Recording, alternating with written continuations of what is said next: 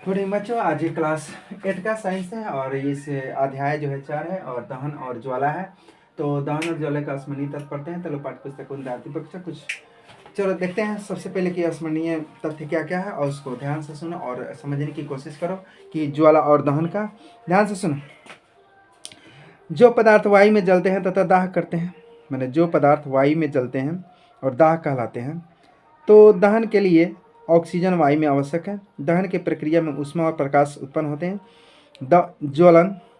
ज्वलन ताप वह न्यूनतम ताप है जिस पर दाह्य पदार्थ आग पकड़ लेता है। ज्वलनशील पदार्थ का ज्वलन ताप बहुत कम होता है। आग उत्पन्न करने हेतु आवश्यकताओं में से एक या अधिक को हटाकर आग को नियंत्रण पर पाया जा सकता है।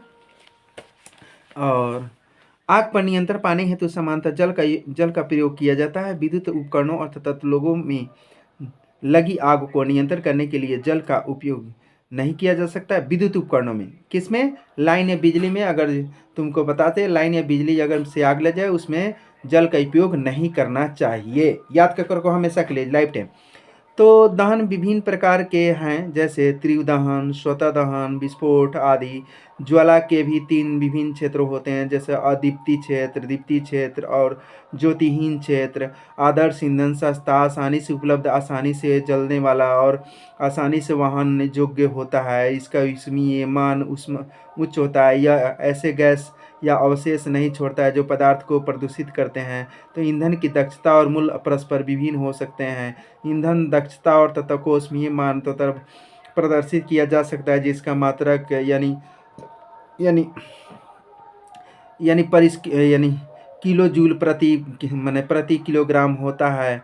तो वायु में बिना जले कार्बन कण तथा खतरनाक प्रदूषक होते हैं, श्वसन कष्टों में उत्पन्न करते हैं। ईंधन के अपूर्ण दहन तथा विषैले कार्बन मोनोऑक्साइड गैस बनती है। वायु में कार्बन डाइऑक्साइड की बड़ी बहुत मात्रा को विश्व उष्ण का कारण बताया गया है। कोयले, डीजल और पेट्रोल के दहन से उत्पन्न सल्फर और नाइट्रोजन के ऑक्साइड अम्ल वर्षा उत्पन्न करते हैं, जो फसलों तथा भवनों और मृदा के लिए हानिकारक हो सकते हैं। समझ में आया? तो आगे देखते हैं कि नेक्स्ट है कि पाठ्य पुस्तक का आंतरिक प्रश्न क्या है। तो देखो ध्यान से क्या लिखा हुआ है। सूर्य अपनी ऊष्मा और प्रकाश स्वयं उत्पन्न करता है। क्या देखो क्या भी एक प्रकार का दहन है? हाँ, क्योंकि स्वयं सूर्य एक प्रकार का स्वयं का दहन है। क्या प्रकार का है? एक स्वयं का एक सूर्य जो है दहन है। समझ में? तो नाभिकीय संलयन होता है सूर्य में, तथा सूर्य में ऊष्मा और प्रकाश नाभिकीय अभिक्रियाओं द्वारा उत्पन्न होता है। जहाँ हाँ, यह भी एक प्रकार का दहन ही है। अभी एक प्रकार का क्या है? दहन ही है। नेक्स्ट अगला दूसरा प्रश्न है, देखो ध्यान से। यह पाठ्य पुस्तक का दूसरा एक फर्स्ट प्रश्न है कि अभ्यास प्रश्न है। दहन की परिस्थितियों की सूची बताइए। तो दहन की परिस्थितियों की सूची क्या क्या है? ध्यान से सुनो। दहन की परिस्थितियों तथा किसी ज्वलनशील पदार्थ की उपस्थिति अनिवार्य है। दहन के लिए ऑक्सीजन की उपस्थिति है तथा ज्वलनशील पदार्थ को उसके ज्वलन ताप पर तक गर्म किया सकता है। कोई भी अगर जलता वहीं, और जब कोई आग पकड़ता है जब वहां तक ऑक्सीजन पहुंचे। जब ऑक्सीजन नहीं पहुंचेगा तो वहां आग नहीं पहुंच सकता है। समझ में? इसलिए ऑक्सीजन को जलने के लिए ऑक्सीजन के, जैसे तुम लोग ललटेन है चाहे बत्ती कोई भी पहले देखा क्या होगा, पहले जो है उसके भीतर जो है नीचे छिद्र होता था लैंप में, क्योंकि वह जो ऑक्सीजन पहुंचाता था। क्या पहुंचाता था? ऑक्सीजन पहुंचाता था। नहीं है तो तुम लोग को विश्वास कर लो कि एक बड़े से कटरा चाहे रख लो, उसमें चारों तरफ मोमबत्ती जला के कैंडल रख दो। जब तक उसमें ऑक्सीजन रहेगा तब तक वो मोमबत्ती जलेगा नहीं। अगर उसमें जैसे ऑक्सीजन खत्म हो जाएगा वो आपूर्ति उसको स्वयं बुझ जाता है बत्ती। समझ में? इसलिए किसी भी दाह्य पदार्थ या जलने के लिए ऑक्सीजन मस्ट है। चलो नेक्स्ट क्वेश्चन। रिक्त स्थानों की पूर्ति की जो रिक्त स्थानों में क्या क्या? देखो सबसे पहले ध्यान दो, यानी यहाँ पर रिक्त स्थान पहले क्या है? ध्यान दो इधर। तो लकड़ी और कोयले जलने वाले वायु को, लकड़ी और कोयले वाले वायु को क्या कहते हैं? प्रदूषक। क्या कहते हैं? वायु को प्रदूषण करता है, वायु को प्रदूषक कहते हैं। और घरों में काम आने वाली एक द्रव ईंधन। तो द्रव ईंधन में क्या आ जाएगा? केरोसिन तेल। द्रव यानी पदार्थ, यानी द्रव ईंधन में केरोसिन तेल, पहले मिट्टी तेल में जो है स्टोव जलाया जाता था। और जो देखो तीसरा है कि जलना प्रारंभ होने से पहले ईंधन के उसके खाली स्थान तक गर्म आवश्यक है। तो सबसे पहले गर्म कहाँ तक है? ज्वलन ताप तक। कब है? ज्वलन ताप तक गर्म करना आवश्यक है, यानी कि जलना प्रारंभ होने से ज्वलन ताप तक गर्म होना आवश्यक होता है। चौथा नंबर है तेल द्वारा उत्पन्न आग को देखो खाली स्थान द्वारा नियंत्रण किया जा सकता है। अब तेल द्वारा उत्पन्न, तो तेल अगर जैसे तेल द्वारा उत्पन्न हो, चाहे लकड़ी द्वारा उत्पन्न हो, तो ये सब द्वारा पानी के द्वारा, किसके द्वारा? पानी के द्वारा उसे बंद यानी कि यूज कर यानी कि उस पर नियंत्रण कर सकते हैं। लेकिन तुमको जैसे अगर इलेक्ट्रिक वो जो भी बिजली बत्ती अगर ऐसे लाइन है अगर आग लगे तो वैसे पानी कभी नहीं पटाना चाहिए, वो पानी द्वारा नहीं बंद होगा। समझ में आया? उसका लिए उसके तार काटो, लाइन काटो, ऑफिस में फोन करो, इस तरह व्यवस्था करना चाहिए। नेक्स्ट क्वेश्चन देखो ध्यान से। तीसरा प्रश्न है, समझाइए कि मोटर वाहनों के सीएनजी के उपयोग हमारे शहरों का प्रदूषण किस प्रकार कम हुआ। हाँ, सीएनजी मोटर वाहनों में अगर सीएनजी का प्रयोग होता है तो हमें सीएनजी यानी एक प्रदूषण रहित है, प्रदूषण नहीं उत्पन्न करता है, जिस प्रकार हमको शहरों को यानी प्रदूषण से मुक्त किया हुआ है। चलो देखते हैं, ध्यान से देखो कि क्या करा है। सीएनजी के उपयोग से हमारे शहरों में प्रदूषण की यानी कम हुआ है। तो सीएनजी एक अच्छे स्वच्छ ईंधन है। सीएनजी सल्फर और नाइट्रोजन के ऑक्साइड का उत्पादन अल्प मात्रा में करती है, इसलिए यह अम्ल वर्षा नहीं होती है। उसके कारण फसलों भवन तथा मृदा के लिए कोई हानिकारक प्रभाव नहीं होता है, और इसका वायु में पूर्णतः दहन होता है और कोई हानिकारक गैस उत्पन्न नहीं होता है। चलो चौथा प्रश्न है, देखो ध्यान से कि ईंधन के रूप में एलपीजी और लकड़ी की तुलना कीजिए। तो ये समझ में आया कि एलपीजी जो आजकल घरों में जो जलाते हैं तो कितना जो है प्रदूषण नहीं उत्पन्न करता है, लेकिन लकड़ी से जला हुआ देखता है तो किस प्रकार उत्पन्न करता है या प्रदूषण उत्पन्न करता है। समझ में आया? तो इसी में अंतर देखना है, डिफरेंस देखो ध्यान से। एलपीजी तो यह पूर्णतः रूप से जल जाती है तथा कोई अवशेष नहीं छोड़ता है। लकड़ी यह जलने के बाद बड़ी मात्रा में धुआं उत्पन्न करता है, मनुष्यों के लिए हानिकारक के साथ साथ अवशेष राख भी छोड़ देती है।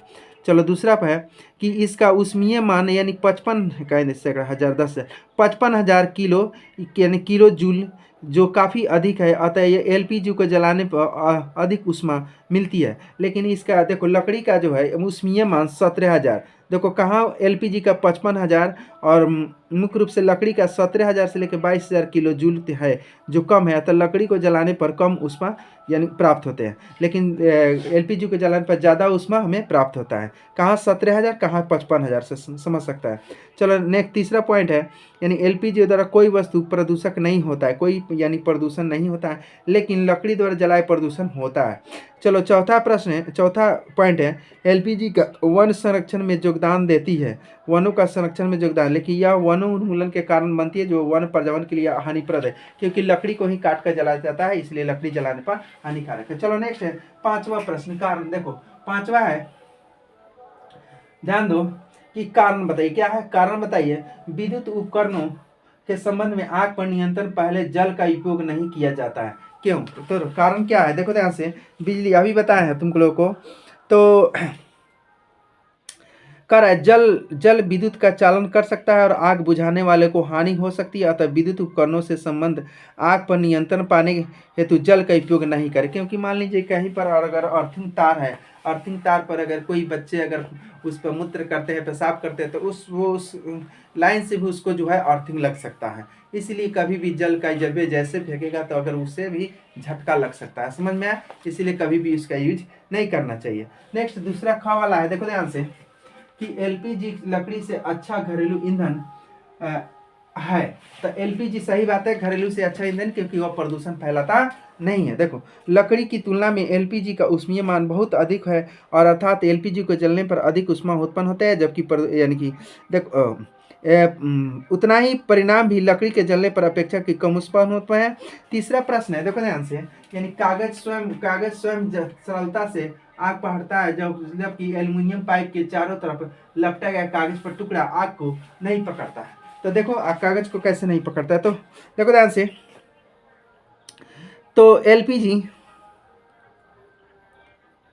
देखो एल्युमिनियम ऊष्मा का सुचालक है, एल्युमिनियम के पाइपों का तथा लेपटा हुआ टुकड़ा आग नहीं पकड़ता है, क्योंकि ऊष्मा एल्युमिनियम की संतराइज रहता है, कागज ताप ज्वलन ताप नहीं पहुंचता है। तो इस प्रकार हम देखते हैं कि कागज का ताप यानी ज्वलन ताप तक नहीं पूछते। ज्वलन ताप का क्या करता है, इसी एल्युमिनियम पाइप के चारों लपटा कागज का टुकड़ा आग नहीं पकड़ता है, क्योंकि एल्युमिनियम ऊष्मा का सुचालक है। ऊष्मा का क्या है, सुचालक है, इसलिए वो आग नहीं पकड़ता है। समझ में आया, एल्युमिनियम ऊष्मा का सुचालक होता है, क्योंकि एल्युमिनियम का तार देखा है। चलो मोमबत्ती में कुछ है कि मोमबत्ती ज्वाला का चिन्हित चित्र, तो मोमबत्ती जले हुए का चिन्हित चित्र यहाँ बताया, जो बीच वाला होता है मध्य भाग पीला भाग होता है, या जो है आरी पर गर्म भाग होता है, कुछ कम गर्म भाग जो इसके सटे हुए थे, जो नीचे जो है कम भाग गर्म भाग होते हैं, सबसे ऊपरी भाग होता है जो नीला भाग होता है वह पूर्ण दहन होता है। क्या होता है, पूर्ण दहन होता है। चित्र को बना कर सातवां प्रश्न है, देखो ध्यान से, सातवां प्रश्न है कि ईंधन में ऊष्मीय मान को किस मात्रक द्वारा प्रदर्शित किया जा सकता है।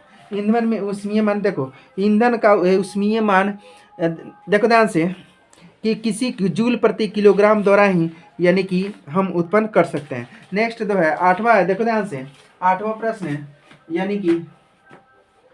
यानी समझाइए कि CO2 किस प्रकार आग को नियंत्रित करती है, क्योंकि CO2 यानी ज्वलनशील नहीं होता है, कार्बन डाइऑक्साइड की, इसलिए CO2 गैस पर डालने पर किसी भी आग पर वो आग बुझ जाती है। समझ में आए, तो देखो ध्यान से कि CO2 ऑक्सीजन से भारी होने के कारण ऑक्सीजन से नीचे आकर आग को यानी कंबल की तरह ढक लेती है, और ईंधन और ऑक्सीजन के बीच CO2 का आ जाने पर ईंधन का जल के लिए आवश्यक ऑक्सीजन नहीं मिल पाती है, जिसके लिए इसे आग को नियंत्रित किया जा सकता है। चलो, इसलिए जो भी आग लगता है वहाँ पर तो CO2 गैस का प्रयोग किया जाता है। नेक्स्ट 9वां प्रश्न है, हरी पत्ती के, देखो हरी पत्तियों का ढेर को जलना कठिन होता है, परंतु सूखी पत्तियों का आग आसानी से लग जाती है। देखो ध्यान से और समझाइए। तो हरा पत्ता सूखा पत्ता के बारे में ध्यान से समझो। तो हरी पत्तियों के ढेर को जलना कठिन होता है, परंतु सूखी पत्तियों को आग आसानी से लग जाती है, क्योंकि हरी पत्तियों में जल अधिक मात्रा में उपस्थित होता है, जो हरी पत्तियों को जलाने के लिए दी गई ऊष्मा को अवशोषित कर वाष्पित हो जाती है, और तथा पत्तियों को तथा उनके वो ज्वलन ताप को तक बढ़ने नहीं देता है, जिसके कारण हरी पत्तियों में तब तक आग नहीं पकड़ जाता था जब तक उसके सारा जल वाष्पित न होकर और उसको तथा साफ ज्वलन यानी जलनांक तक यानी कि न पहुंच जा सकता। सूखी पत्तियों में पानी नहीं होने के कारण ये जल्दी आग पकड़ लेती है, क्योंकि इनका जलाने के लिए दी गई ऊष्मा उनके ताप को शीघ्र ही उनके ज्वलन ताप तक पहुंचा देता है, और ये जलना शुरू हो जाती है। चलो नेक्स्ट 10वां प्रश्न है, देखो ध्यान से, यानी कि सोने और चांदी को पिघलाने के लिए स्वर्णकार यानी कि ज्वाला किस प्रकार क्षेत्र का उपयोग करते हैं और क्यों करते हैं। देखो ध्यान से, यानी सोनार, तो सोने और चांदी को पिघलाने के लिए सुनार ज्वाला की नीली लौ वाले अदीप्त क्षेत्र तथा ज्वाला के सबसे बाहरी भाग का इस्तेमाल करते हैं, क्योंकि ज्वाला ताप का यह क्षेत्र सबसे गर्म होता है, और सोना एवं चांदी जैसे धातुओं का गलनांक बहुत अधिक होता है, इसलिए इन्हें पिघलाने के लिए अधिक ऊष्मा की आवश्यकता होती है।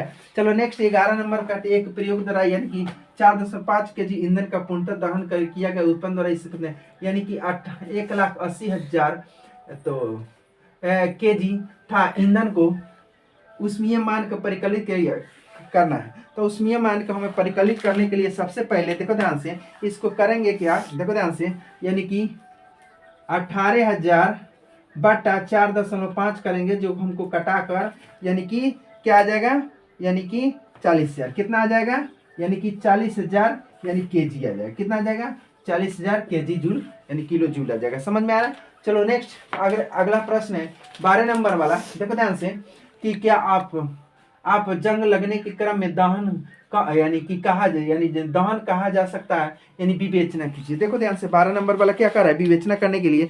तो दहन एक रासायनिक प्रक्रिया है जिससे एक पदार्थ को ऑक्सीजन के साथ प्रक्रिया करता है, और अब प्रक्रिया के दौरान गर्मी, प्रकाश या तथा दोनों को रूप में ऊर्जा देते हैं। जंग लगने के दौरान गर्मी निकलते ही लोहे का जंग लगना एक तथा एंथ्रोथर्मिक, उसको क्या कहते हैं, एंथ्रोथर्मिक प्रक्रिया है, इसलिए एक प्रकार का यह धीमी दहन है, एंथ्रोथर्मिक याद का क्रम प्रक्रिया। चलो लास्ट प्रश्न है, देखो ध्यान से कि आविदा और रमेश ने एक प्रयोग द्वारा किया जिसमें बीकर में रखे जल को गर्म किया गया था। आविदा ने बीकर को देखो मोमबत्ती ज्वाला के पीले भाग को पास रखा तथा रमेश ने बीकर के ज्वलन के सबसे बाहरी भाग के पास रखा, तो किसका पानी कम समय में गर्म हो जाते किसको। अब मान ली कि सबसे निचला भाग में रखा, कोई ऊपर भाग का रखा, दो बत्ती रखा, तो जो सबसे नीचे भाग में रखा कोई ऊपर भाग में रखा, तो किसका भाग कौन जल्दी गर्म होता है। देखो ध्यान से, तो रमेश और बीकर का पानी, देखो रमेश की बीकर का पानी जल्दी गर्म होगा क्योंकि उसके बीकर को